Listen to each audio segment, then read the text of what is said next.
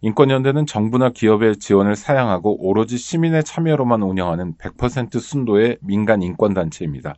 네, 오늘은 인권연대 오창희 국장님 모셨습니다. 국장님 어서 오십시오. 네, 안녕하세요. 예. 네, 불러주셔서 감사합니다. 아이고 별 말씀을요. 나오셔서 너무 감사합니다. 네. 국장님.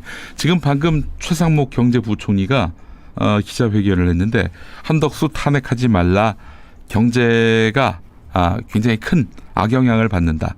고난대행에 대한 탄핵은 내각 전체에 대한 탄핵이다. 탄핵 소추를 재고해달라. 국회에 요청하는 그런 발언을 했다고 합니다. 예, 최상목 이 발언을 어떻게 봐야 될까요? 말도 안 되는 거죠. 이를테면 예. 대통령 윤석열에 대한 탄핵 소추를 국회가 진행하려고 할 때 네. 한덕수 국무총리가 기자회견을 열고 네. 거기에 두 명의 부총리와 국무위원들을 대동시킨 상태에서 네네. 윤석열 대통령을 탄핵하면 경제가 어려워진다. 예. 탄핵하지 마라. 예. 꼭 기자회견 한 거랑 똑같은 걸 하고 있는 거예요. 네네네. 근데 경제 논리만 해도 그렇습니다. 지금 오늘도 $1 환율이 개장하자마자 그냥 계속 오르고 있거든요. 그렇습니다. 지금 예. 1,478원 이렇게까지 올라가. 다시 올라갔어요 또? 계속 올라갑니다. 이런. 이게 가장 중요한 이유가 뭐냐면 한국 경제의 불안정성이잖아요. 그렇죠. 예. 한국이 어떻게 될지 모르겠다. 물론 미국 트럼프 정권이 이제 출범하는 것도 영향이 있습니다만. 아이고 1,478원 40전이 됐습니다. 그러니까 78원이니까 오늘 얼마까지 갈지도 모르고 이게 굉장히 불안한 심리가 지금 반영되고 있는 겁니다. 엄청난 외환 기금이 쏟아 부어질 텐데 지금. 네네. 아니 그러니까 이게 한덕수 리더십이 흔들려서냐. 네. 누구도 그렇게 생각하지 않아요. 한덕수가 뭔데? 그러니까 시장도 그렇게 생각하지 않고 국민도 그렇게 생각하지 않습니다. 중요한 건 빨리 이 국면이 해결되라는 시장의 요구, 국민적 요구가 있는 거예요. 그런데 한덕수가 목리를 부려가지고 어제 그랬지 않습니까? 헌법재판관 임명했으면 그만이에요. 네. 그건 심지어 보수 언론도 사설을 통해서 임명해야 된다고 이야기하는데 목리를 부린 거예요. 저 깊은 속사정은 알 수 없지만 여야 합의를 통해서 가져와라는 엉뚱한 얘기를 한 거고 그래서 시장이 더 불안정해진 겁니다. 네. 그럼 한덕수 체제로 계속 가면 어떠냐? 더 불안하죠. 그럼요. 예. 그러니까 최상목은 지금 엉뚱한 얘기를 하고 있고요. 국민들을 속이고 있는 겁니다. 이렇게 가면 안 되죠. 국가 위기 상황에서. 지금 최상목이 그런 얘기를 제가 또 들었어요. 이미 다 여러분들이 방송을 통해 접하셨을 얘기인데 장성철 씨라고 이제 보수평론가 그분 말씀은 최상목은 이 엄청난 부담 결국 이제 만약에 민주당 장단에 맞출 경우에는 보수 쪽으로부터 비난을 또 받게 될 텐데 그에 대한 중압감 또 그렇다고 민주당이 국회 절대 다수당인데 이쪽의 의견과 반하게 한덕수처럼 그렇게 행동했다가는 이 지금 경제까지 폭망시킬 가능성이 있기 때문에 그래서 결국에는 장성철이 한 얘기는 그만두지 않겠는가. 한덕수가 결국 탄핵되면은 본인은 그만두지 않겠는가 하는 그런 그 전망을 했습니다. 네, 그래서 이게 얼마나 설득력 있는 전망인지 모르겠고요. 그런데 내각 전체를 탄핵하는 것이다라고 얘기했으니 네. 본인도 만약에 한덕수가 그렇게 대행이 탄핵된다면은 대행 자리에서 탄핵된다면 본인한테 넘어오는 거 본인 안 받겠다. 아니, 그러니까 그 논리대로 따라간다면 내각 전체를 탄핵한다는 건 국정의 안정성을 해치기 때문에 안 되는 일이다라고 말하고 싶은 거잖아요.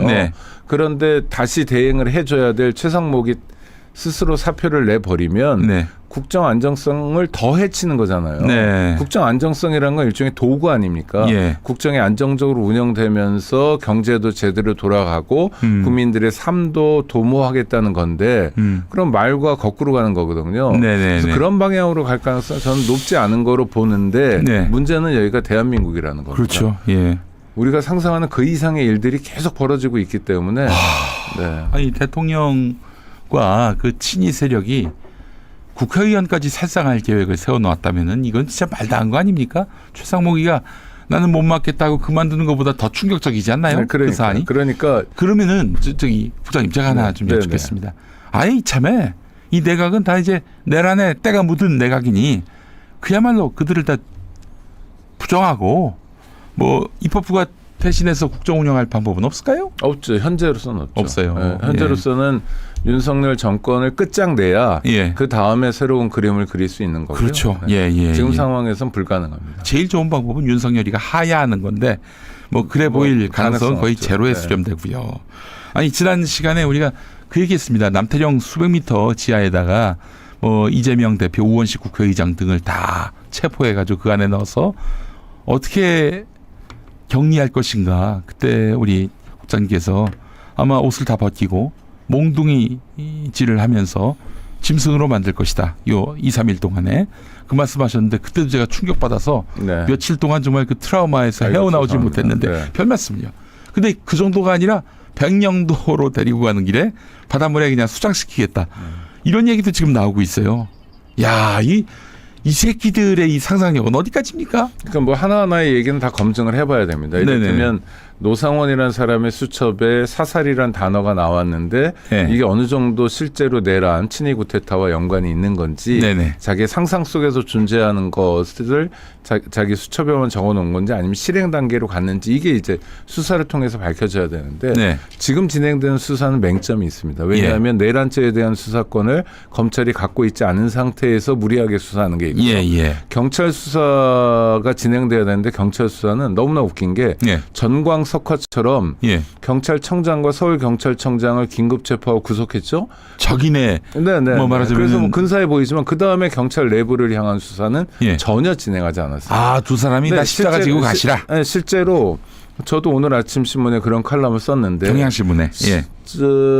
국회에서 국회의 권능 행사를 가로막은 건 군대이기보다는 경찰이었거든요. 네네네. 군대는 짐짓 멈칫 이런 모습을 많이 보여줬잖아요. 그렇습니다. 그 용감무쌍한 군인들이 네네. 시민들이 막으면 막혀줬고 밀면 밀려줬거든요. 예. 근데 경찰은 어땠습니까? 그러지 않았습니다. 예. 시민들이 밀면 밀려주지 않았고요. 철통 봉쇄를 했어요. 예. 그래서 국회의장, 국회부의장 모든 국회의원들이 담 넘어 들어가는 그 상황이었거든요. 당장 이준석 동영상만 보더라도 왜 막냐고 막 소리 버럭버럭 질렀잖아요. 이준석은 그리고 안 들어갔지만 예, 안 들어갔어요. 네, 담 넘어 들어갔어야 됩니다. 예. 하여튼 그게 이준석의 실체를 보여주는 것 같은데 하여튼 경찰이 이제 그런 식으로 대응을 했잖아요. 그러면 이 사람들이 다 내란에서 중요 임무에 종사했거나 적어도 보조적인 임무를 한 거거든요.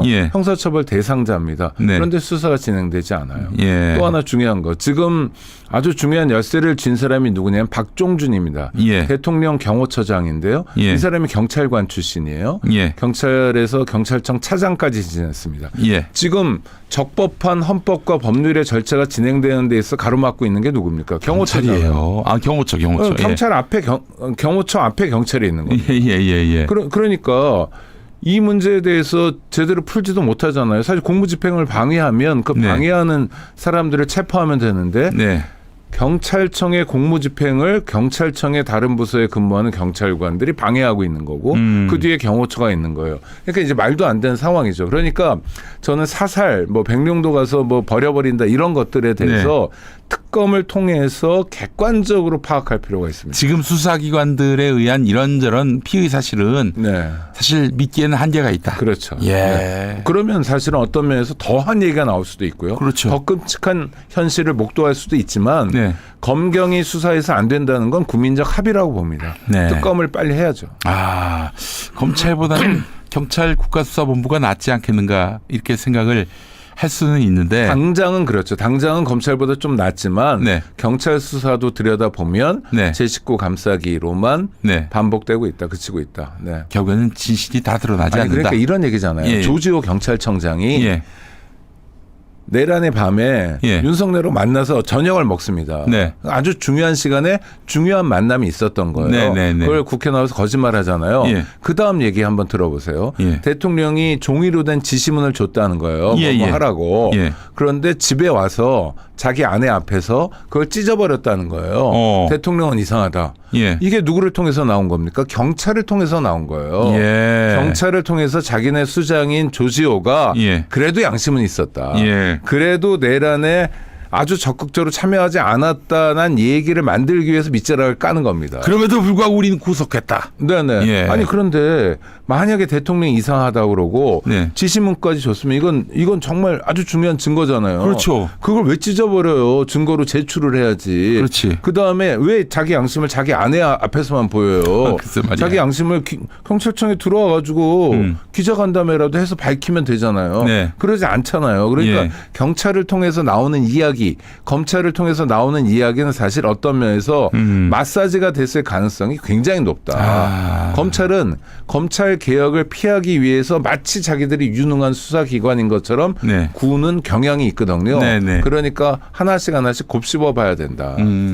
중앙선관위 그 서버를 네. 이제 확보하려고 선관위를 침탈한 이후로 검찰이 그 나머지 일을 할 것이다라는 이런 증언 갖고 경찰 국수본이 검찰을 치고 있고 검찰은 국수본부장이 이거 뭔가 내란에 있어서 관여를 한 흔적이 보인다 해서 검찰은 또 국수본부장을 수사하고 있고 검경이 서로 지금 멱살 잡고 싸우고 있습니다. 네. 이 국면을 어떻게 보세요? 얼핏 보면 뭐 괜찮은 국면일 수도 있어요. 네. 왜냐하면 서로 견제하고 예. 서로 균형을 이루기 때문인데 예. 가장 큰 문제는 검찰에는 수사권이 없다는 겁니다. 수사를 할 수 없는 걸 하고 있는 거예요. 네. 그러니까 내란죄는 자기네가 직접 수사를 할 수 없으니까 그렇지. 직권남용이라는 걸 가지고 돌아가는 거예요. 네. 내란이란 범죄가 큰 거예요. 내란은 사형 내지 무기징역을 시킬 수 있는 아주 중요 범죄고 예. 형법에서 제일 앞머리에 세우고 있는 범죄인데 예. 그 범죄를 수사하지 못하니까 돌아가는 방식이에요. 그러니까 검찰 수사는 원천적으로 잘못된 거죠. 그리고 경찰도 마찬가지입니다. 검찰에는 잘못이 보여요. 그러나 내부는 보이지 않아요. 네. 이런 수사기관을 어떻게 믿을 수 있습니까? 그렇죠? 예. 모든 잘못은 검찰만 했나요? 모든 잘못은 국방부의 군인만 했나요? 그렇지 않았거든요. 국방부가 많이 움직였고 경찰은 훨씬 더 능동적으로 움직였고 네. 검찰도 움직인 것 같아요. 그렇다면 예. 어떻습니까? 최소한 이들 중요 국가기관들이 전부 내란을 적극적으로 동조한, 최소한 동조한, 아니면 주도한 세력이거든요. 예, 그럼 예. 이들을 어떻게 심판해요? 그렇지. 이들에 대한 수사를 어떻게 해요? 예. 특검밖에 없는 겁니다. 근데 이 특검 문제를 한덕수가 목리를 부리면서 차일피일 네. 법적 시한이 다 되도록 지금 아무 결정도 안 하고 있고 그렇죠. 그 이전에 헌법재판관 임명도 안 하겠다고 예. 땡깡을 부렸잖아요. 예, 예. 이게 중요한 현실입니다. 어떡합니까? 진짜 너무 짜증나고 화가 나요, 진짜. 어떻게든 그래서 윤석열이는 시간을 버는 방법으로 해가지고 본인에 대한 탄핵 심판은 물론 형사 처벌도 피하려고 하는 그 꼼수를 시전하고 있는 것 같은데 이런 범죄자들의 아주 중범죄자들의 이런 이 망측한 사법방해 이거에 우리 민주주의가 뭐 아무런 대책을 내놓을 수가 없는 말 그대로 속수무책의 상황이라는 점이 너무나 참 원통합니다. 속수무책은 아니고요. 대한민국이 물론 어떻게 백주대낮은 아니군요. 전혀 네. 밤이었고. 밤에. 내란이 일어나고 뭐 예. 어떻게 계엄이 다시 진행되냐 이런 게 충격적이긴 하지만 예. 대한민국이 이 정도 위기도 극복 못할 나라는 아니라고 봅니다. 어제 저녁 광화문이 그랬어요. 네. 자, 한덕수가 이제 땡깡을 부렸단 말이에요. 예. 그래서 아주 급하게 오늘 저녁이라도 한덕수에 대한 규탄하는 집회를 열어야 되는 거 아니야? 했는데 불과 2시간 공지됐는데도 저도 현장에 갔거든요. 네. 한 2, 3천 명 정도의 시민들이 모였어요. 90%는 물론 20, 30대 여성이었고 예. 이분들이 광화문에서 그야말로 희망의 빛을 밝혀줬습니다. 네. 그다음에 집회가 마무리된 다음에 어디로 갔냐면 삼청동으로 가더라고요. 글쎄 말이야. 삼청동이 총리 공간이 있는 데거든요. 네네. 한덕수를 체포하겠다는 거야. 실제로 체포는 불가능하겠지만 예. 체포하고 싶은 마음이야. 너도 체포돼야 돼. 예. 너도 내란을 같이 그럼요. 벌였잖아. 예. 라는 시민적 함성이 삼청동에서 울려 퍼진 겁니다. 이 힘과 싸워서 이길 자가 누굴까요? 없어요. 총칼을 들고 오면 이길 수 있을까요? 예. 못 이겨요. 다시 한번 경의를 표합니다. 그분들께 너무 감사해요. 예. 지금 또 방금 들어온 소식에 따르면은 한덕수가 국회에서 탄핵 표결을 해서 의결이 되면은 직무정지를 수용하겠다. 이런 방침을 내놨다고 합니다. 그거 빤한데. 직무정지를 그럼 윤석열은 탄핵이 되면 직무정지를 수용하지 않나? 이게 뭐 151석이니 뭐 네. 200석이니 이거 갖고 시비 걸고 그러지 않겠다 뭐 이런 얘기 같아요. 예. 그러니까 내내 비겁한 인간이에요. 예. 그러니까 정말 악질 공무원의 전형을 보여주는 겁니다. 한덕수는 네. 대한민국 건국 이래 그만큼 공무원으로서 대접받은 사람이 40년 없어요. 동안. 아니 그렇죠. 그리고 시작부터 고위공무원이었고 예. 게다가 국무총리를 2번 했잖아요. 예. 노무현 정권 때하고 또 윤석열 정권에 2번 합니다. 네. 그 사이사이에 시간이 날 때마다 이를테면 무역협회장을 한다든지 이명박 때는 주한 미국 대사로 간다든지 사실 총리라는 사람이 주미대사로 가는 건 적당하지 않는데 네. 하여튼 자리가 있다면 근사한 대접이 있다면 마다하지 않았던 사람이에요. 네. 김대중 정권 때 청와대 근무도 했죠. 잠깐 짬이 있어서 공직을 안 할 때는 어디가 있었냐. 김앤장애가 있었거든요. 예. 그러니까 이 사람은 공직자로서 누릴 수 있는 온갖 혜택을 다 누린 거예요. 정권이 바뀔 때마다 그럼요. 요직에 올라갔고요. 그것도 이따가 또 뉴스텐션에서 볼 텐데 네네. MB 때는 MB하고 전혀 인연이 없었는데 어떻게 했느냐. 소망교회 나가가지고 그 인맥 닿아서 MB한테 잘 보였고요.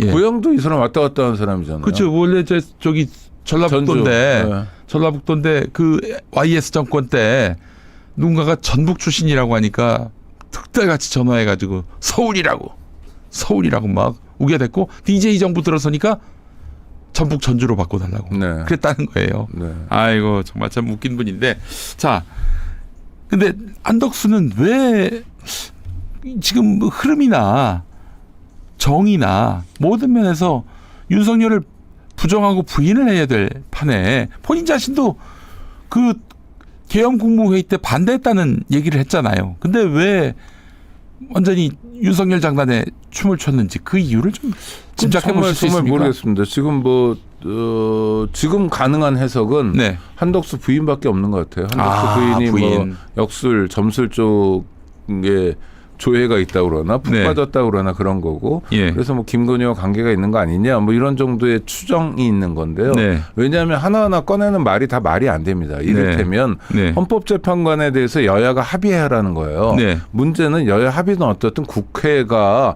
선출해가지고 보낸 거잖아요. 대통령 권한 대행에게. 네. 그럼 자기 선택은 딱 하나거든요. 임명하면 그만인 거예요. 네. 왜냐하면 헌법재판관은 333 구조여서 행정부에서 셋, 입법부에서 셋, 사법부에서 3명을 골라가지고 형식적으로 대통령이 임명하는 겁니다. 그리고 문제는 국회에서 보낸 건데 그걸 여야 합의를 가지고 따지면 그럼 헌정 질서는 전혀 움직일 수 없는 거예요. 네. 많은 사람들이 지금 정리해서 인터넷 공간에서 떠돌고도 있는데 네. 윤석열 정권에서 장관으로 일한 사람 중에서 여야 합의로 인사청문 보고서라도 채택한 사람이 몇 명이나 됩니까? 없죠. 예. 제대로 그럼 다 지금 장관직을 수행할 수 없는 거예요. 네. 그러니까 이건 말이 안 되는 거죠. 국회에서 표결을 해가지고 결정한 사안에 대해서 여야 합의로 돌려보내고 나는 아무 일도 안 하겠다. 너희는 합의를 해라라는 건 노골적으로 합의를 거부하고 있는 네. 국회에서 선출을 보이콧하고 있는 국민의힘을 편들겠다는 얘기거든요. 그렇죠. 예. 정말 이상해요. 그러니까 뭐 논리도 없고 그다음 헌법과 법률에 맞지도 않고요. 네. 그야말로 노인네 땡깡 정도를 부리고 있는데 맞습니다. 왜 그럴까? 예. 모르죠 이건. 이건 정말 이건 수사가 아니면 밝혀내지 못할 것 같아요. 한덕수가 내란에 깊이 관여를 한 것 아닌가. 오전에 예. 김용현의 대리인이라는 사람이 어제 국방부 장관을 했던 네. 내란 주범이죠. 예. 한덕수에게 사전에 얘기했다라는 걸 오전에 밝혀요. 네. 그 이상한 기자회견도 아닌 기자회견에서 예. 그걸 듣고 바로 한덕수가 오후에 움직인 거 아니냐. 이거 나도 내란의 주요 임무 종사자로서 형사처벌을 세게 받는다. 네. 여태까지는 짐짓 나는 내란하고 별로 관계없어. 국무회의 할 때도 나는 좀 반대하는 편이어서 뭐 이런 거였잖아요. 국회 예. 나와서는 뭐 국민들 앞에 고개도 조아리고 국무회의랄 것도 없는 회의였다. 뭐 이런 얘기를 했죠. 그런데 그게 아니라 실제로는 아주 중요한 역할을 했고 그다음에 한덕수가 국무위원들을 불러 모았고 국무위원들이 모여서 정족수가 되니까 그냥 방망이 두들기고 이거는 계엄된 거야. 해버렸다라고 하면 한덕수가 형사처벌에서 받아야 될 형의 양형은 올라가거든요. 그렇죠. 아마 그걸 두려워한 것 같다는 게. 저 양반 살아서 못 나올 거예요. 아마 나이도 있고 그러니까. 그렇죠. 예. 아니 감옥도 뭐 살만해요. 그러니까요. 뭐 좀 요새 과밀이긴 한데 콩밥 안 주고요. 쌀밥 주고요. 아, 그렇죠. 콩밥 아주 가끔 줍니다. 그래요.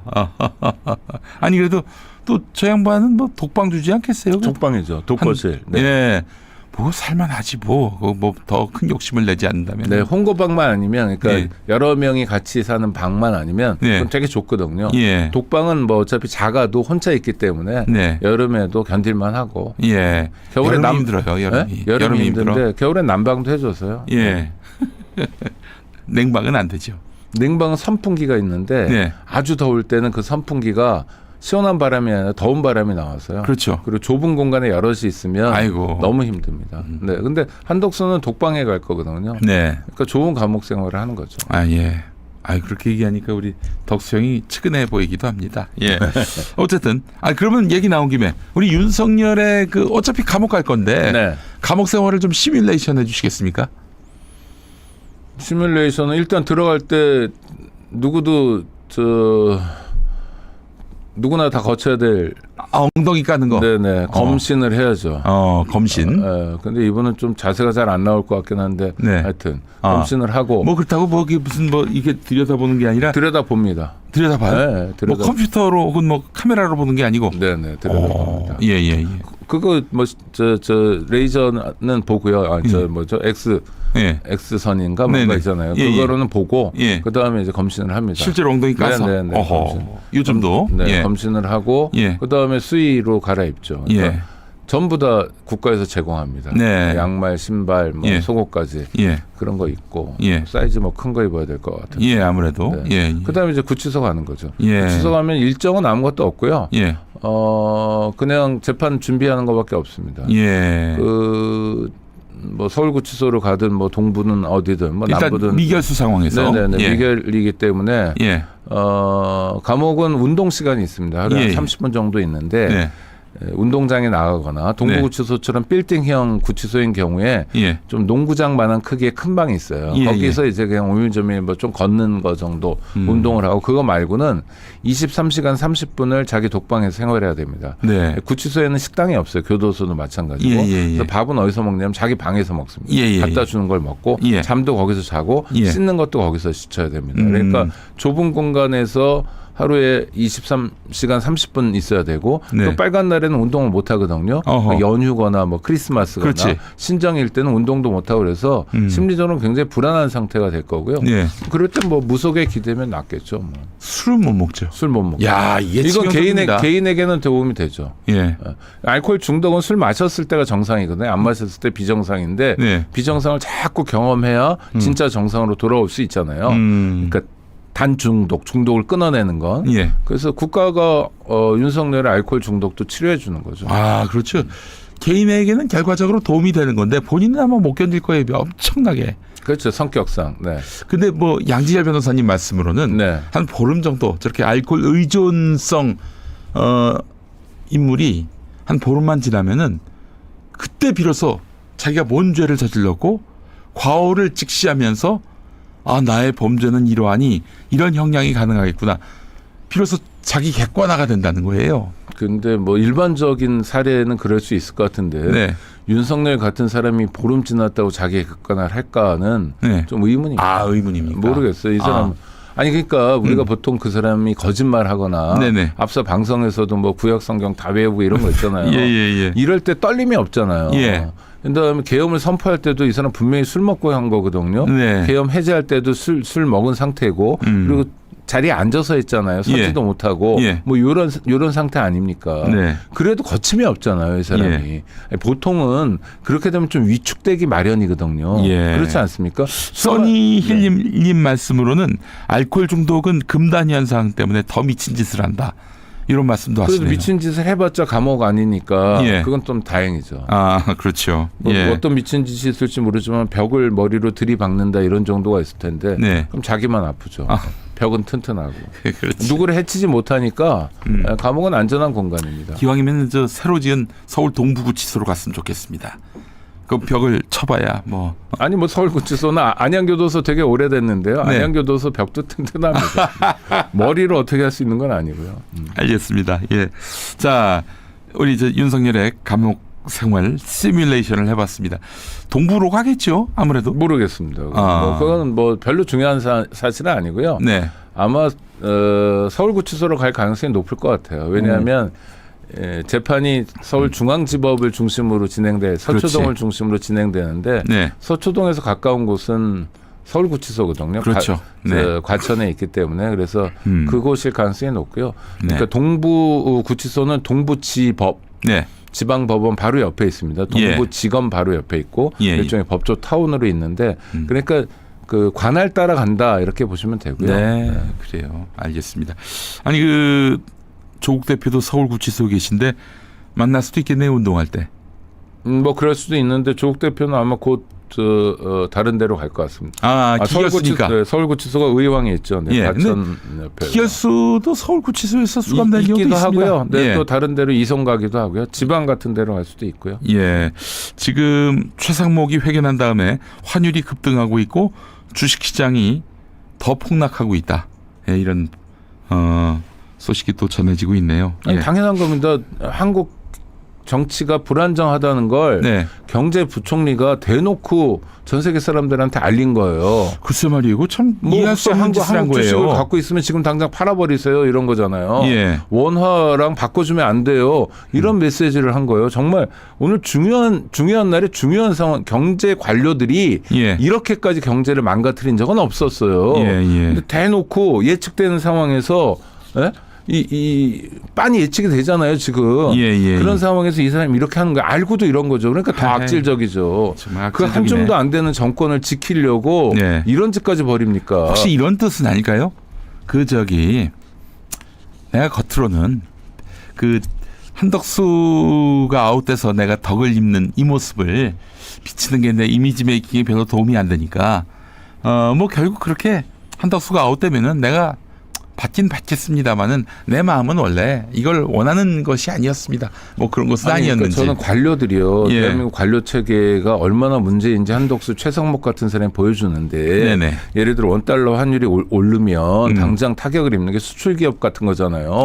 원자재를 다 수입해야 되는데 똑같은 원자재를 갑자기 비싼 가격으로 사는 꼴이 아닙니까? 그렇습니다. 그럼 수출하는 원가도 올라가고 그럼 올라가는 원가를 누가 사주겠어요? 그러니까 경쟁력이 떨어지는 거예요. 그다음에 우리가 식량 자급률이 25%밖에 안 되는 나라기 때문에 먹을 것부터 다 수입을 해야 되거든요. 그럼 국민들의 밥상에 오르는 그 이제 식자재들이 가격이 오르는 거예요. 물가가 오르게 되면 요새 가뜩이나 경기가 안 좋잖아요. 경제가 잘 돌아가는 상황도 아닌데 물가가 오르면 고통받는 사람들이 너무 많아요. 특히 서민들이 그래요. 근데 이 작자들이 먹고 살만 하니까 급여도 괜찮고 그다음에 관료 그만두면 뭐 김앤장 등 로펌에서 고문으로 부지런히 모셔가니까 서민들의 삶, 서민들의 애환을 전혀 모르는 거예요. 자기가 어떤 결정을 했을 때 자기가 무슨 말을 했을 때 그게 국민들에게 어떤 영향을 미치는지를 생각하는 작자들이라면 이렇게 못하죠. 이거요. 내란 끝난 게 아니라 이 내란 사태가 계속되고 있는 겁니다. 오늘 한겨레 사설도 제목이 그렇습니다. 내란은 지금 계속되고 있는 거예요. 그러니까 우리 국민들의 트라우마도 지금 가라앉지 않고 있어요. 야, 이제 탄핵됐으니까 한 곱이 넘겼나 보다 생각을 했는데 아니야. 이 내란 세력이 대통령 대행을 하고 있고 아직도 국정 전반에서 지금 그 발목을 잡고 있고 뭐 지금 또 블랙 요원인가 35명은 지금 아직 부대로 돌아오지도 않았다고 하고 살상 무기를 들고 다니고 있고 우리 국민들이 계속 자다가도 문득 새벽에 깨서 스마트폰을 이렇게 봐야 되고 뭐 새로운 소식이 있나 없나 뭐 없나 뭐 어떻게 된 거지 이런 거고 지금 송년회 하면서 뭐 직장이든 어디든 뭐 친구들 만나가지고 그래도 뭐 저 술잔이라도 기울이고 한 해 동안 수고했다 뭐 내년에 화이팅 해보자 뭐 이런 얘기 할 때인데 좀 다들 나라 걱정만 하고 있잖아요. 아니, 나라가 국민을 걱정해줘야지 국민이 나라 걱정하는 게 이게 나라 꼴이 뭡니까 이게 일부 내란 세력 때문에. 헌법재판소에서 오늘부터 이제 또 탄핵 심판이 시작됩니다. 윤석열이가 오늘 변호사 선임도 안 해가지고 쌩 까는가 보다 했는데 그 자신이 법률 대리인이라고 자처하는 석동현 씨가 오늘 변호사 선임하고 선임계 내고 재판에 임하겠다. 뭐 오늘은 뭐 당장 윤석열이가 나갈 것 같진 않은데 어떻게 전망하세요? 탄핵은 뭐 당연히 100% 인정이 되죠. 네. 인용이 되는 거는 저는 어려운 문제라고 생각되지 않습니다. 네. 물론 대한민국은 예. 앞서 말씀드린 것처럼 상상 그 이상의 일도 벌어질 수 있기 때문이지만 예. 법조인의 양식으로 그러지 않을 거다라고 하지만 이상한 법조인 또 뭐 무속에 빠진 법조인이 있을 수도 글쎄 있으니까요. 말입니다. 예. 그래서 이제 헌법재판 체제가 6명 체제에서 9명 체제가 되는 게 네. 곧 정상화되는 게 되게 중요한 관건이고요. 예. 정상화되지 않더라도 6명에서 심리할 수 있으니까 가야 된다고 생각합니다. 예. 저는 그래도 헌법재판관들이 지금 국가를 걱정하고 국민의 기본권을 걱정하는 것 같은 태도로 일관하고 있어서 헌법과 법률에 따라서 움직이려고 하는 모습을 보이고 있어서 천만다행인데 그중에 한 분은 부친상을 당했더라고요. 그럼에도 부친상이라는 건 정말 큰일이거든요. 개인에게. 그럼에도 헌재에 출근하고 왜냐하면 지금 당장 해야 될 일이 있으니까 네. 이건 공직자로서 상당히 본받을 만한 태도 아닙니까? 예. 이런 헌법재판관들이 대한민국 헌법을 수호하기 위해서 존재하기 때문에 저는 국민들이 그 문제까지 크게 걱정하지는 않아도 된다라고 생각합니다. 예. 알겠습니다. 일단은 파면으로 가는 건 맞는데 네. 지금 또 쟁점이 내란죄를 주로 다루는 거 아니겠습니까? 그런데 최대한 시간을 끌어가지고 이제 4월 지나면은 헌법재판관 두 분이 또 이제 네네. 임기가 만료가 돼가지고 4명이 된단 말이죠. 근데 뭐 한덕수에 이어서 최상목도 헌법재판관 추가 임명하지 않는다. 이런 참 황당한 상황이 발생한다면은 4명이 되는 순간부터는 뭐 아무런 결정도 못 하게 되잖아요. 네, 근데 크게 걱정 안 하셔도 되는 게 예. 노무현 대통령에 대한 탄핵 심판은 2달 걸렸고요. 예. 박근혜 전 대통령 같은 경우에 석 달 걸렸습니다. 예. 그럼 박근혜는 어떠냐면 최순실하고의 관계가 되게 중요하잖아요. 국정농단의 실체가 어느 정도가 있었냐. 예. 정말이냐. 예. 이게 그냥 의심이냐 이런 거잖아요. 예. 그걸 가지고 석 달을 심리를 했어요. 예. 탄핵 소추부터 심판까지가 석 달이 걸렸는데 네. 문제는 윤석열의 경우에는 심판 내용이 굉장히 단촐합니다. 네. 그렇죠. 내란의 밤에 한 가지 사건. 우리가 다 봤어요, 그냥. 예. 예. 그러면 그러니까 너무 간단해요. 국무회의를 했다. 네. 국무회의 했는데 회의록은 있니? 예. 뭐 근거가 있니? 예. 없어요. 없어요. 그다음에 국회에 통보해야 돼요. 통보했니? 안 했어요. 예. 그다음에 경찰로 국회를 막았어요. 네. 군대를 국회에 보냈어요. 군병력을 투입한 곳이 물론 양구군청 같은데 뭐 강원도 고성군청도 있었대지만 네. 실제로 투입한 곳이 2군데인데 헌법기관인 국회와 헌법기관이 선관위밖에 없었어요. 예. 아니 이거를 파면 안 하면 어떡합니까? 그러니까 이게 예. 저는 예. 글쎄요, 뭐 제 생각엔 1월 달이면 될 것 같은데 예. 그건 너무 낙관적으로 잡은 거니까 예. 설 지나면 뭐 한 2월 중순이면 탄핵 인용을 할 거다. 그래서 헌법재판관 2명의 임기가 마무리되는 4월 달까지 우리가 걱정할 일은 없을 거다라고 봅니다. 네, 정말 양식대로 되면 참 좋겠는데. 네. 윤석열이가 워낙 아주 악질의 법기술자이기 때문에 네, 악질 또 저질이죠. 저질해. 그래서 어떻게든 이 탄핵 심판을 질질 끌고 당연히 형사 재판도 질질 끌 것이 확실해서 더 이상 뭐 자격이 불이익이 없도록 하는데 뭐 온 힘과 정성을 기울일 것이다. 이런 얘기들이 나오고 있거든요. 아니 그러니까요. 공수처가 지금 네.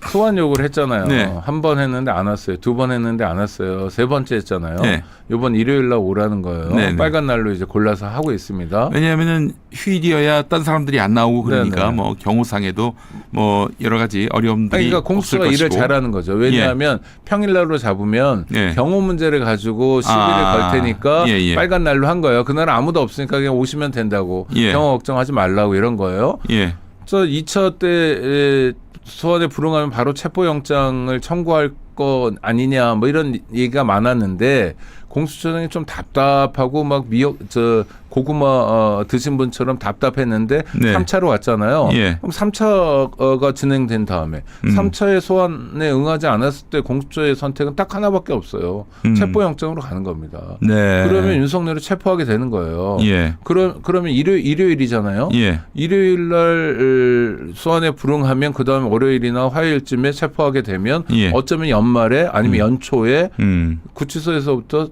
뭐 시작하게 되는 거죠. 네. 근데 그 사이에 또 특검이 그 빨리 구성이 돼서 그래서 이제 특검이 기소를 해야 할 텐데 네네. 20일 안에 그게 될 것인가. 일단 체포를 해놓고 이 공수처도 열흘을 묶어둘 수 있는지 20일을 묶어둘 수 있는지 이게 불명확한 상황에서 네네. 여태 또 공수처가 구속을 제대로 한 적이 없었기 때문에 네, 그렇죠. 그래서 이 여러 가지로 지금 구속해도 문제다 이런 얘기들이 나오고 있습니다. 뭐 조직마다 부처 이기주의 같은 게 좀 있어서 예. 공수처가 여태까지 보여준 활약이 없어서 네. 공수처라는 조직에서 일하는 사람들은 공수처가 잘 되면 좋잖아요. 예. 거기에 있는 검사들도 예. 공수처가 활발하게 활동할수록 자기가 나중에 개업하고도 영업도 잘할 거 아닙니까? 네네네. 매출도 올라가고 그러니까 부처 이기주의가 있어요. 예. 공수처는 윤석열 체포를 통해서 윤석열 구속을 통해서 그동안의 오명을 씻어내고 싶은 욕구가 있는 겁니다. 그래서 네. 크게 걱정할 필요는 없고요. 네. 기소가 뭐 검찰을 통해서 되든 예. 또는 특검을 통해서 되든 그것도 저는 아주 중요한 본질적 관건은 아니라고 생각해요. 예. 윤석열이란 희대의 악당을 심판하는 건 네. 생각보다 어려운 일이 아닙니다. 왜냐하면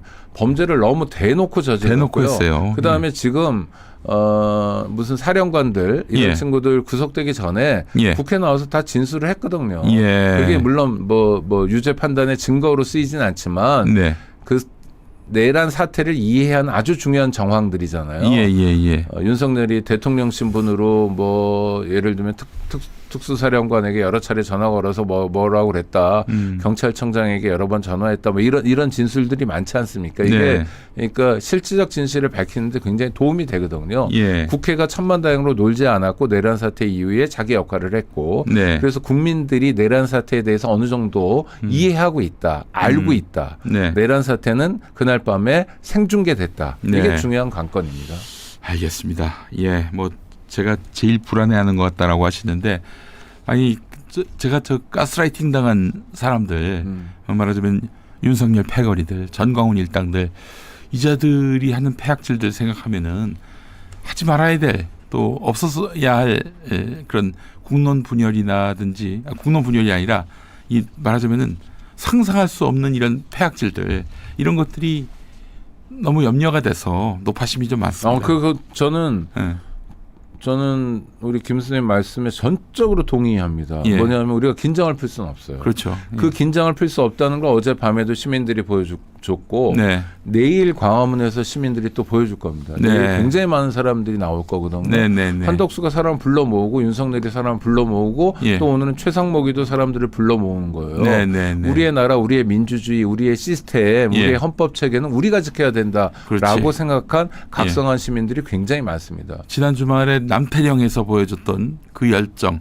야, 놀랐죠. 밤샘의 그 놀랐죠. 열정은 그날마다 제일 추운 날이에요. 올겨울 가장 추운 날이었어요. 글쎄 말입니다. 예, 저 그래서 그날 밤을 보면서 전봉준이 130년 만에 진짜 한성에 들어왔구나. 그 어떤 사형당하기 위해서 넘어온 게 그전에도 아니라 들어왔죠. 끌려왔죠. 그다음에 그래서 압송당했는데. 너무 감격을 했던 그런 지난 밤이었는데 우리 국민들이 역사를 이루고 있는 것 같아요. 네. 네. 공수처가 체포를 할 수 있을까? 그럼요. 합니까? 네, 하죠. 예. 바보들도 해요. 1,480원이 또 돌파됐다는 소식이 지금 전해지고 있습니다. 우리 최상목이 아주 큰 역할을 했네요. 예. 그러면 오늘 뭐 1,500원을 넘어서 1,500 얼마? 뭐 50원대 뭐 이런 식으로 아주 끔찍한 결과가 나올 지금 해외에서 원자재 들여오는 뭐 철강 그리고 다 해요, 다. 석유 뭐 하나하나 꼽을 거 없이 다 해요. 네. 대한민국은 대외 의존도가 매우 높은 나라잖아요. 네. OECD 가입국 중에 우리보다 높은 나라가 있어 할 정도로 대외 의존도가 높은 나라인데 네. 원달러 환율이 이렇게 오른다면 예. 이거는 아주 심각한 경제 위기가 이미 시작됐다는 거죠. 네, 무책임한 그렇습니다. 사람들입니다. 나쁜 사람들이에요. 저도 이런 여건들이 자꾸 악화되는 상황에서 조선일보 등 이런 수구 언론들은 한덕수 대행을 탄핵했기 때문에 뭐 환율이 치솟는다 이런 식으로 와, 이 어떻게 말을 그렇게 지어냅니까? 어? 아니 거짓말도 자꾸 하다 보면 버릇이 되는 거고 예. 거짓말을 했을 때 떨림이 없는 존재들이 좀 있어요. 네. 전광훈인가 뭐 그 사람 제 입에 담기도 좀 더러운 느낌인데 네. 그런 사람도 그렇고 윤석열도 그렇고 조선일보에서 글이라고 쓴다는 작자들도 네. 마찬가지고 예. 그래도 동아와 중앙은 그렇게까지 망가지지 않은 모습을 보여주잖아요. 요즘 동아는 아주 네. 대단합니다, 진짜. 아니 뭐 대단하다고 평가해 줄 건 아니지만 이 국면에서 언론 봤을 때 본연의 역할에 가까이 가려고 그러는 것 같아요. 예. 중앙도 그렇고 아주 쓰레기 같지는 않아요. 예, 예. 약간 쓰레기 뭐 이런 느낌인데 예. 조선 대놓고 지금 이슈 화이팅을 하고 있거든요. 네. 그래야 자기들이 먹고 사는데 도움이 된다고 생각하는 거죠. 예. 정말 나쁜 사람들이에요. 악질과 저질 사이에 맴돌고 있는 자들이 너무 많아요. 44년 전 포고령하고 거의 뭐 한자 틀림없이 똑같은 포고령이 44년 후에 공포가 됐습니다. 그것이 가능할 수 있는 대한민국 민주주의였구나라는 생각이 드니까 너무 참 참담하고요. 우리 인권 운동을 하시는 국장님 보시기에 한국 민주주의 이제 결국은 또 새로운 세상을 열었을 때는 우리가 무엇을 어떻게 보완해야 할지 나름대로 생각하시는 바가 많이 있을 것 보완할 게 같아요. 많죠. 뭐 이를테면 네. 지금 길거리에서 희망의 빛을 비춰주고 밝혀주고 있는 분들 있잖아요. 네네. 이분들 중에서 다음 총선에 국회의원이 될 가능성이 있는 분이 있을까요? 한 명도 없을 거예요. 왜 젊은 여성들이니까. 네. 그렇죠? 아니 뭐 무슨 그 중에 뭐 가방끈이 긴 사람도 있겠고 그렇게 다양한 직역에 종사하겠고 그렇겠죠. 뭐 외국 유학 갔다 온 사람도 있고 그렇지만 실제로 뭐 선택적으로 하나 정도 껴주는 거 아니면 네. 그 사람들이 그 민주주의의 가장 중요한 역할을 했던 사람들이 국민을 대표할 가능성은 현재 시스템에서는 굉장히 적습니다. 네. 지금 누가 되냐면 그냥 각계 자기 자리에서 성공했다고 자부하는 사람들, 관료로 고위공직자까지 올라간 사람들, 뭐 이런 네. 사람들 아닙니까? 그 다음에 네. 남들 데모하고 그럴 때 혼자서 고시원에 앉아가지고 고시 공부해가지고 뭐 시험 잘 봐가지고 뭐 변호사 됐다거나 뭐 검사 됐다거나 뭐 이런 사람들만 잔뜩 국회의원이 되고 그렇죠. 있어요. 예. 네. 그러니까 경찰 출신 국회의원도 지금 11명인가 되는데요. 네. 대부분 국힘에 가 있습니다. 예. 이 사람들도 이를테면 경찰에 실제로 경찰로서 역할을 해준 사람들은 누굽니까? 중화이직들이잖아요. 네, 그렇죠. 일선이잖아요. 예. 일선 경찰관 중에서 국회의원 된 사람 하나도 없어요. 예. 다 치안감, 치안장관, 치안총감 이렇게 높은 고위직에 있었던 사람들이 국회의원이 되고 있거든요. 그렇습니다. 예. 요 고리를 끊어야 됩니다. 예. 그러려면 어떻게 되냐? 일단 지금보다 비례를 대폭 늘려야 돼요. 전부 다 비례를 하는 것도 방법인데 그게 당장 어렵다면 지금 아주 찔끔하고 있는데 훨씬 더 느리고요. 그다음에 네. 지역구에서도 소선거구제보다는 좀 더 안정적인 이를테면 중선거구 정도를 간다든지 해서 네. 그러니까 약자를 대변하거나 스스로 약자인 사람 뭐 누굴 대변할 필요가 없이 그냥 내가 당사자인 사람들이 국회에 진출해야 됩니다. 네. 그럼 지금보다 지금 남성으로만 되어 있는 거의 국회보다 여성이 훨씬 더 늘어야 되고요. 그렇죠. 연령적으로도 지금 꼰대들만 잔뜩 앉아 있잖아요. 네. 그게 아니라 젊은 사람들이 늘어야죠. 네. 뭐 제 친구들이기도 한 586 그룹들이 이제 좀 집에 가야죠 이제. 예. 아니 정말 가야 돼요. 많이 해먹었으니까. 예. 그래서 지금 거리에 불빛을 밝히고 있는 이 새로운 사람들. 그러니까 이 사람들이 그 시민연설 같은 걸 하잖아요. 꼭 네. 그런 얘기를 해요. 나는 남태령에도 있었고요. 예. 나는 탄핵될 때 여의도에도 있었고요. 나는 오늘 지금도 여기도 있어요. 이게 아주 중요한 정체성이거든요. 네. 그러니까 민주주의를 지키는 현장마다 있었던 고마운 사람들. 네.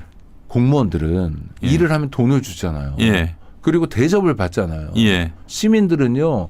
그 엄동설안에 왜 이런 내란 사태는 꼭 겨울에 벌이는 거예요. 나쁜 놈들이. 따뜻한 봄도 아니고 이 엄동설안에 옷 몇 개씩 껴입고 길거리에 앉아가지고 추위에 바들바들 떨면서 자기 돈 써가면서 합니다. 자기 돈으로 선결제하고 자기 돈으로 뭐 사탕 하나라도 초콜릿 하나라도 사서 나누고 있어요. 이런 놀라운 대동세상을 만든 사람들이 국회의원이 될 수 있는 구조를 만들어야죠. 그러면 훨씬 더 안전해지고요. 네. 관료들이 국회의원 되는 거는 이 당이든 저 당이든 막아야 됩니다. 적어도 민주당이 촛불과 함께 한다면 희망의 빛과 함께 한다면 예. 민주당에도 관료 출신들 너무 많아요. 관료로 성공한 사람들 너무 많아요. 고향이 전라도여서 민주당에 와 있는 사람들 너무 많아요. 예. 고향만 경상도면 이 당에 안 있을 사람들 되게 많아요. 예. 그러니까 다음번엔 좀 더 속가내야죠. 그렇죠. 그래서 희망의 빛이 국회에도 들어가줘야 됩니다. 예. 그 제가 들은 이야기인데 그때 2010 16년, 17년 촛불 때는 그 광화문에서 촛불이 켜졌잖아요. 네. 그때 프레스센터의 그 왜 꼭대기층 가면은 외신 기자 클럽, 네네. 뭐 레스토랑이 있지 않습니까? 네. 그 촛불을 보면서 그 민주당 인사였어요. 다음에 집권을 하면은 너는 어느 자리에 갈 거냐? 나는 이 자리에 갈 것 같다. 이러면서 그 촛불을 하나의 소품으로 삼는 네. 그런 인간들을 제가 보고 정말 치를 떨었습니다. 야, 아, 그래. 그걸 현장에서 육성으로 들으셨어요? 예. 예, 그래서 이제 그런 건 누군지 밝히셔야지 그거를. 누군지 몰라요. 근데 민주당 인사라는 건 제가 알고 있습니다. 아니 누군지 민주당 인사인지 아는데 누군지 모른다는 게 무슨 말씀이죠? 민주당 인사들 모이는 자리였어요. 예. 그 말을 한 사람이 구체적으로 누군지 모르겠다. 네네네. 하여튼 뭐 그런 일들이 많이 있었다고 합니다. 또 듣기로는 제가 또 열분을 내 가지고 그랬었는데, 야, 이게 촛불을 또 이렇게 시민들의 저항을 자기들의 어떤 그런 출세의 발판으로 삼는 인간들이 너무 많아요. 우리 사회에. 예. 그렇죠. 이제 네. 그 시민들이 직접 주체가 돼서 주역이 돼서 이렇게 광장에 촛불과 깃발을 든 사람들이 세상을 바꾸는 주역이 될 때 이 비로소 진짜 정치가 한 단계 올라서는 저처럼 거거든요. 직업으로 운동을 하는 사람들 중에도 그런 사람들이 꽤 있어요. 네. 그런 판이 벌어지면 되게 신나하고. 다음에 내가 비례대표 몇 번이겠지 이러는. 또 앞자리에 앉고 앞자리에 앉는 걸 절대 포기하지 않고 이런 사람들 꽤 있거든요. 네. 그런 사람들에게 줘야 될 욕은 성경책에도 많이 나오죠. 네. 그렇죠? 네? 하느님의 집을 뭐 도둑의 소굴로 만들어내고 율법학자 뭐 이런 사람 정말 심판받아야 될 사람들인데 네. 그런 사람들이 이제 그만하고요. 무슨 네. 어느 단체 대표 이런 거로 연설하는 건 그만하고. 그만해야죠. 그것도 비례를 갖추면 좋겠어요. 20대 여성이 제일 많으면 20대가 제일 많이 발언하고 그다음에 30대 여성이 많으면 30대가 제일 많이 발언하고 그럼요. 뭐 70대 60대 남자 노인들은 그 숫자만큼만 발언하고 이랬으면 좋겠어요. 광장도 지금 민주주의가 정착되고 있거든요. 그래서 부르는 노래들도 바뀌고 있잖아요. 그렇죠. 이게 우리 국회도 바꾸고 나중에 뭐 청와대도 바꾸고 하면 대한민국은 그전과 달리 정말 민주주의 모범 국가가 될 수 있죠. 아휴, 검사들이 뭐 대한민국 국민을 얼마나 대표할 수 있다고 검사들로 드글드글한 이런 국회, 특히 국민의힘이 그 구조가 너무나 좀 한탄스럽고 한심합니다. 예. 자, 뉴스타파가 아니라 뉴스텐션을 함께하실 텐데, 저희가 2022년 4월에 한덕수가 어떤 사람인지를 영상으로 만든 게 있어요. 10분짜리를 한 4분으로 만들었는데 함께 보시겠습니다.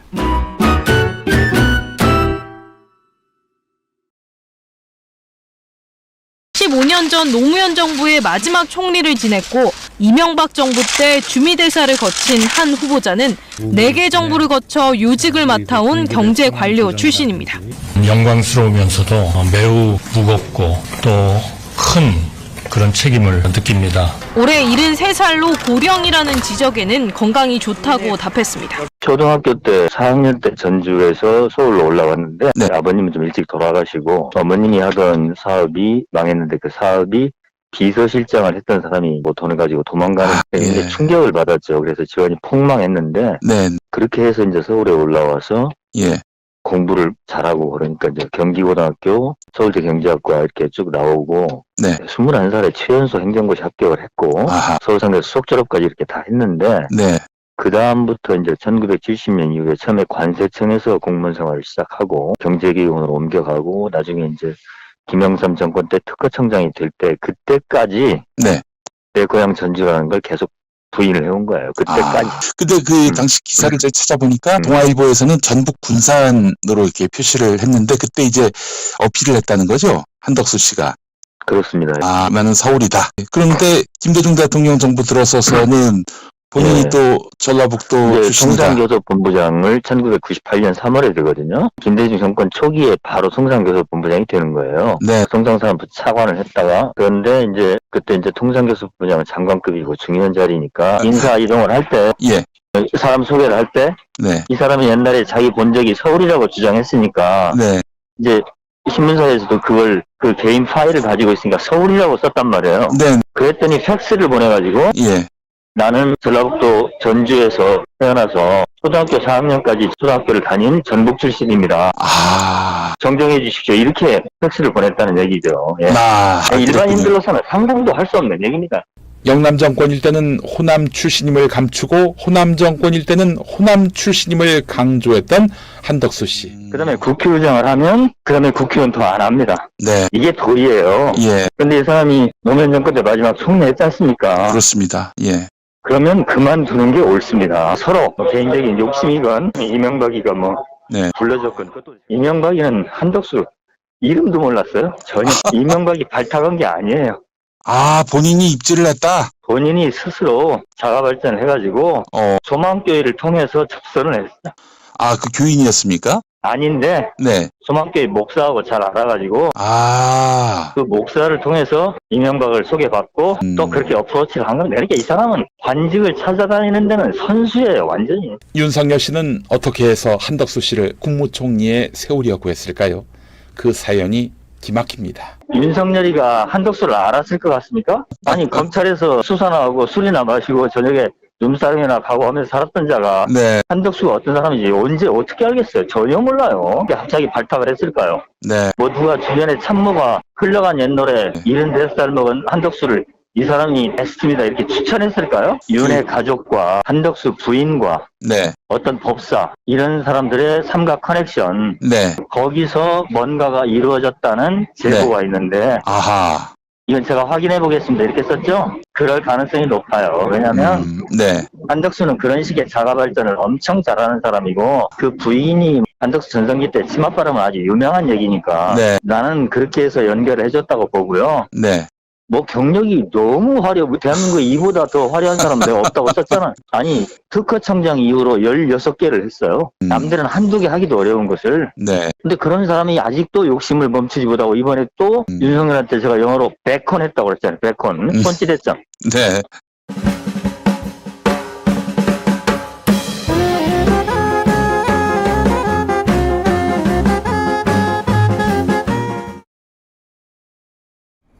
야, 한덕수의 민낯을 우리가 봤습니다.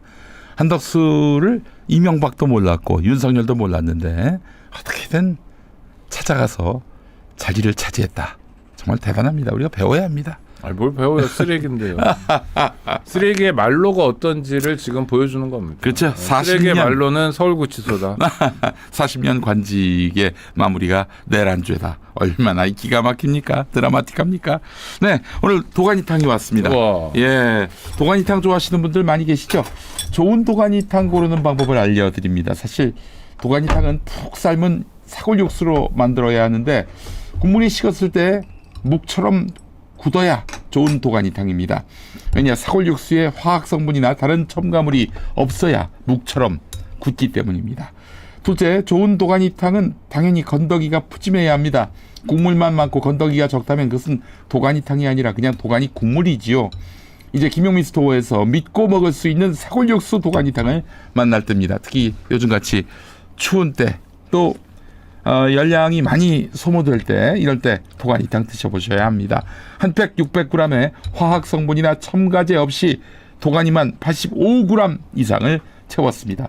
게다가 4팩 가격이 24,500원인데 제대로 만든 푸짐한 도가니탕 한 그릇이 6,000원에 불과합니다. 지금 바로 김용민 스토어에서 사골육수 도가니탕을 압도적 특가에 만나보시고 김용민 TV도 후원해 주시기 바랍니다. 네. 이게 지금 한 팩을 넣은 건가요? 2팩. 오. 예. 와, 굉장히 많네요. 예, 맞습니다. 이거 뭐 먹다가 멈춘 적도 있어. 하도 고기가 많아가지고. 그러니까요. 예. 자, 그냥 물을 여기 국물에다가 밥을 통째로 넣어서 한번 먹어보겠습니다. 아유, 국물 너무 좋네. 아유 참. 네. 첫술부터 아주 그냥 진한 도가니 육수 국물이.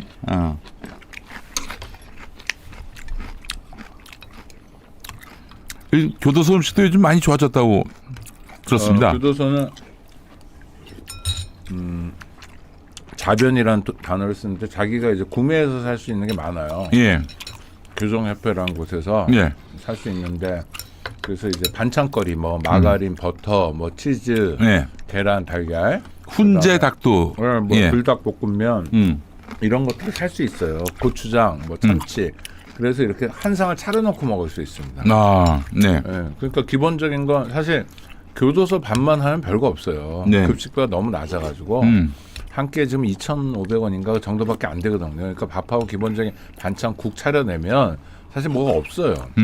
명절날 좀 뭐 떡국 주는 거 이런 거 말고는 네. 볼만한 게 없는데 그러니까 범털이라고 해서 돈이 좀 있는 사람들 네. 윤석열이나 한덕수 같은 사람 괜찮죠. 왜냐하면 쫙 차릴 수 있으니까 자기가 사가지고 구매해가지고 차려 먹을 수 있으니까. 예. 근데 개털이라고 해서 없는 아유. 사람들은 교도소에서도 좀 힘들게 삽니다. 왜냐하면 아유. 기본 찬으로만 먹어야 되니까. 글쎄. 근데 급식비도 많이 올려야 되는데 또 국민들 중에는 아유 범죄자들한테 뭐 밥까지 잘 차려 먹이냐 네. 그런데 고등학교 급식비의 반도 안 됩니다.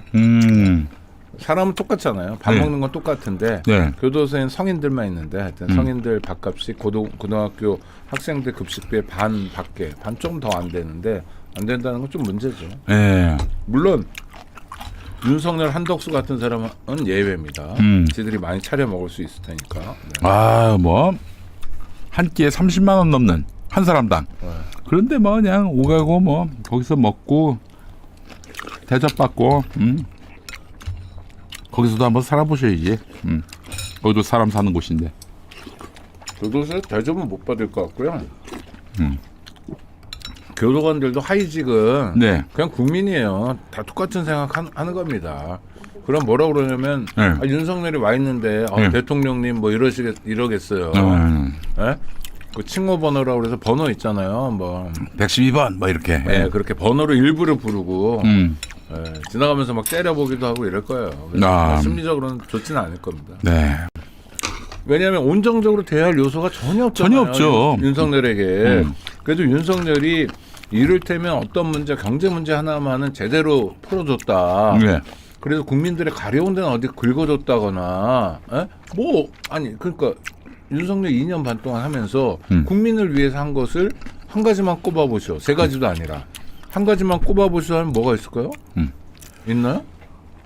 그럼 시민 의식을 일깨워줬다 결과적으로? 촛불 집회 그 주변의 상인들 선결제 때문에 잠시 아니 근데 그건 말이 안 되는 게 그 동네만 여의도만 장사가 좀 된 거고요. 그렇지. 예. 지금 광화문만 좀 장사가 되는 거고요. 네. 문제는 전국이 다 망했잖아요. 전국의 자영업자 소상공인들이 정말 죽고 싶어하는 연말이 특수도 못 누리게 했잖아요. 네, 맞아요.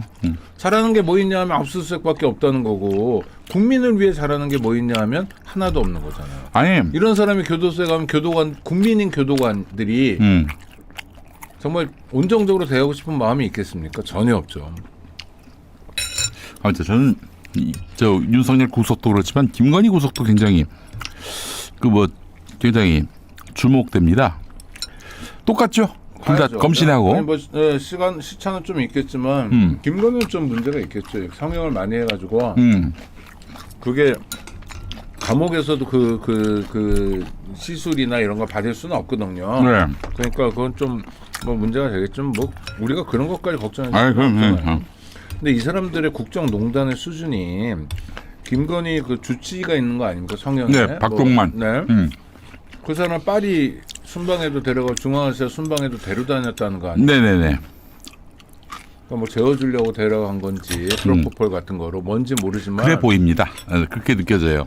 그러니까 정말 금도도 없이 그냥 까불었던 거 아니에요. 세상에 다 자기 것처럼. 옛날 왕들도 금도가 있었는데. 그러니까 전쟁 일으켜서 내란 상태 만들고 국회에 제압하면은 자기들이 죽는 날까지 대통령 할 수 있다고 생각했던 거예요, 한마디로. 아니, 젤렌스키 모델이죠. 젤렌스키가 지금 전쟁이니까 임기가 5월달에 끝났는데도 아직도 선거도 안 하고 대통령 신용을 내고 있는 것처럼 네. 그런 걸 해보겠다는 거죠. 그 사이에 사람들이 죽어나 나가는 건 아무 상관없는 거고요. 네. 악독한 사람들이에요. 자, 압도적 건더기 사골 도가니탕 이제 이거 먹기 힘들 테니까 윤석열 좀 시켜서 먹어라. 금방 배송해 무료로 그것도. 오늘 나오신 분 성함을 모르겠어요. 엄청 말씀 잘하시는데. 오늘 나오신 분은 성함은 오창익입니다. 간첩인가 보다. 세상에 오창익을 그래요? 모를 수가 있나? 대한민국에서? 네, 모르죠. 인권연대라는 단체에서 일하고 있습니다. 직업이 인권운동입니다. 다른 직업 안 가졌습니다. 오창석의 명예형. 예. 오창석이 누굽니까? 오창석이라고 있었죠. 요즘에 저기 유튜버에서 아. 그 나름대로 젊은 논객으로 이게 업계에서 꽤 오랫동안 활동했는데 죄송합니다. 네. 오창석 선생님. 오창석 저- 배우 오창석도 있는데 그 오창석 말고 거기도 잘 예. 모르겠는데. 저희 창자 돌림은 아니고 저는 이름 잘못 진 우리 또- 수양형으로 네. 하겠습니다. 예. 도산 안창호 같은 인격자가 되라고 제 이름을 창자를 붙여줬다고. 아 그러셨구나. 네. 예. 소추 오창석이 뭡니까? 이 아오예요. 오창석의 그 아오가 그 자기를 좀 겸허하게 낮춘다는 의미에서 작을 소자에다가 가을 추자에서 소추. 네. 국회에서 한번 뵌 것 같기도 해요. 오창석이. 네, 예, 예. 같기도 해요. 네. 나 장래 아주 크게 될 친구고. 아 그렇습니까? 장래 대통령을 얘기하고 다니는 아주 YS 같은. 네. 가까이 하기에 너무 먼 당신이네요. 아니요. 네.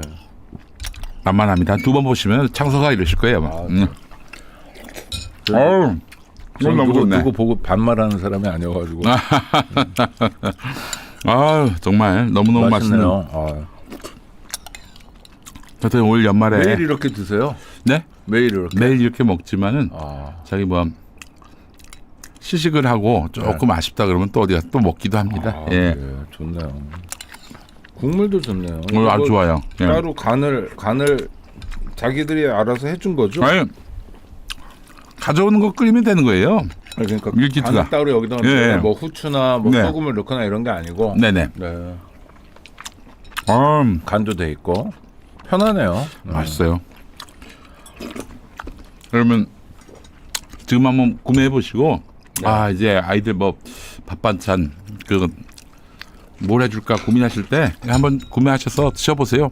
아니 한 1인분당 한 6,000원 꼴이니까 대단히 경제적이죠. 네. 밖에서는 요새 도가니탕 좀 세게 하는 지금 17,000원, 싸도 13,000원, 아유, 만 원이 안 넘는 데가 없죠. 네. 6,000원입니다. 6,000원. 예. 괜찮네요. 양이 많네요. 우리 저 인권연대에서도 또 재소자들 감옥에 계신 분들 그 인권을 위해서도 많이 또 저희 의견도 감옥일 내시고. 많이 하죠. 네. 너무 제 동생도 아니 죄송합니다. 예. 가족도 네. 제 아는 분도 저기 아니 동생이라고 그랬다 가족이라고 그랬다 아는 분이라고 그러면 네. 네, 하여튼 나중에 편집하려고 아는 분, 네, 편집하려고. 예. 하여튼 그런 일들을 겪으면서 이제 재소자들의 어떤 인권도 매우 네. 중요하다. 그 어떤 분 얘기를 들어보니까 그 코로나 때 그때는 면회도 안 되고 네, 그랬죠. 운동도 안 되고 아주 힘든 상황이었죠. 그런데 나름 무척 덥고 게다가 습하기까지 하고. 네. 그래서 정말 저희 인권연대가 뭐 유일하게라고 말해도 틀리지 않 거의 유일하게 감옥 문제를 다루고 있는데요. 네. 다른 사람도 감옥 잘 안 다룹니다. 왜냐하면 네. 범죄자들이 있는 곳이니까. 범죄자들 왜 신경 그리고 쓰냐고. 감옥에 대해서 저희가 사회적 발언하면 네. 댓글도 많이 달려요. 네. 왜 그런 일을 하냐부터. 네. 근데 네. 저는 김대중 정부부터 문재인 정부까지 단 한 번도 네. 법무부 교정국 또는 지금 교정본부인데 네. 여기서는 무슨 정책 자문 기구 같은 게 있을 거 아닙니까? 네네네. 이걸 안 한 적이 없어요. 계속 했습니다. 네. 교도관들하고도 잘 알고 네. 교도소를 어떻게든 좀 바꿔보고 네. 제 꿈은 이런 거예요. 브라질의 어느 교도소가 그런 데는데 네. 책 한 권을 읽으면 4일을 먼저 석방시켜준다. 아이고 가석방. 좋네. 좋아. 그런 거 한번 해보고 싶어요. 만약에 네. 그러면 네. 우리 교도소에서 재소자들한테 네. 책을 한 권을 읽으면 일주일을 빨리 석방시켜준다. 그럼 교도소에서 뭐가 있을 것 같아요? 예. 다 책만 보는 겁니다. 예. 이게 진짜로 봤는지 독후감도 좀 쓰게 하고 시험도 보면 돼요. 네. 근데 정말 무슨 뭐 그런 거 있잖아요. 고등학생이 읽어야 될 뭐 100권, 뭐 네. 200권 네. 이런 양서들을 읽히는 거예요. 네. 그럼 어때? 진짜 범죄자라도 예. 새로운 세계를 만날 수 있잖아요. 교정을 하려고 그게 교정이죠. 묶어두는 거 아닙니까? 그럼요. 예. 그러면 사회화에 굉장히 도움이 되고 교도소는요. 정말 거대한 도서관이 되는 거예요. 그렇죠. 예. 뭐 출판 사업도 잘 되고 하여튼 이런 걸 해보고 싶은 거죠. 설레이는 마음도 있어요. 예. 그래서 계속 그 교정 무슨 자문위원회를 한 번도 박근혜 때 이명박 때 이때도 다 했어요. 윤석열 때 못한 겁니다. 윤석열 때. 네, 왜 못했냐면 교정본부에서 그러더라고요. 명단을 올리잖아요. 오창익 하니까 네. 너는 그렇게 법무부를 싫어하니? 이러면서 예. 킬됐다는 거예요. 아이고. 제가 검찰에 대한 욕을 많이 하고 뭐 예. 검찰공화국 알려주신 대한민국 분이니까. 이런 예. 책도 쓰고 그러니까. 예. 근데 어느 정권이 됐든 간에 예. 국가는 그래도 안정적으로 좀 운영되는 게 있어야 되거든요. 예. 그런 면에서 윤석열 정권은 정말로 듣도 보도 못한 정권이고 어떤 면에서 이명박이나 박근혜는 윤석열보단 덜 악질이고 네. 윤석열보단 덜 저질인 것 같아요. 예. 그렇죠? 예. 이렇게까지 엉망은 아니었잖아요.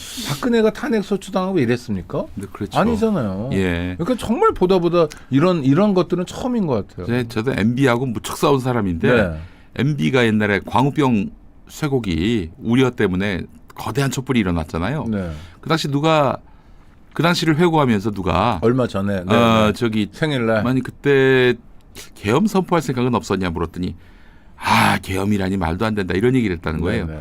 MB를 다시 봤습니다. 그러니까요. 야, 근데 난리가 났었거든요. 경찰차 뽀개고 뭐 난리가 났었는데. 정말 저질과 정말 악질이 출연하니까 네. MB가 괜찮아 보여요. MB가 괜찮아 보여. MB가 민주주의자가 왜냐하면 그래도 이명박은 네. 국회의원도 한 거예요. 그렇죠. 의정 활동도 하고 예. 그다음에 광역단체장도 한 거예요.